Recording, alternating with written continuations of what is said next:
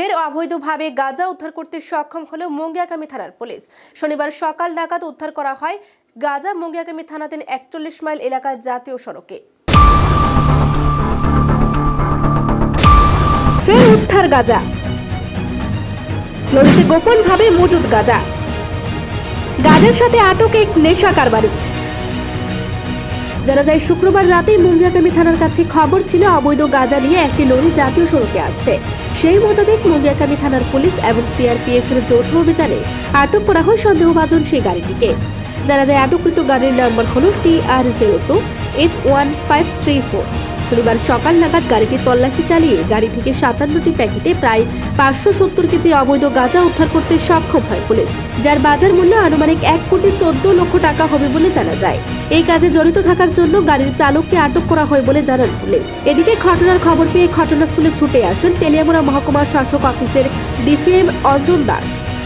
এদিনের এই অভিযান সম্পর্কে সংবাদ মাধ্যমের মুখোমুখি হয়ে ডিসিএম অঞ্জন দাস জানান, আজকে সকালে ভোরে এসডিএম স্যার আমারে জানালেন যে আমার একটা ইনভেন্টরি আছে এখানে, তো মুঙ্গিয়াকামীতে মুঙ্গিয়াকামী পিএস থেকে ওসি সাহেবের একটা কল ছিল। সেই অনুসারে আমরা এসডিএম স্যারের এই আদেশ মূলে আমি এখানে আসি সকালবেলা।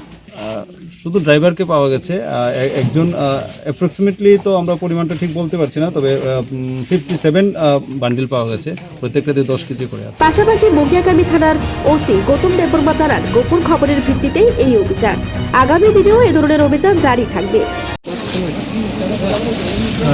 আজকে সকালে আমরা নাকা চেকিং স্টাফ সবসময় আমরা রুটিন ওয়াইজ চেকিং করা হয় এই ৪১ মাইল নাকা পয়েন্টে।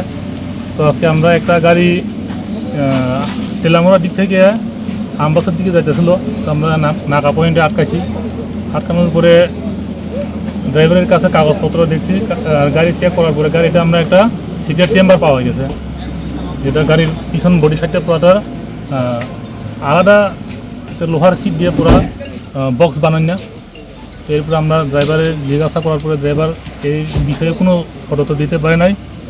সঙ্গে সঙ্গে আমরা চেক করছি, কইরা দেখছি কিনা গাঁজা প্যাকেট পাওয়া গেছে।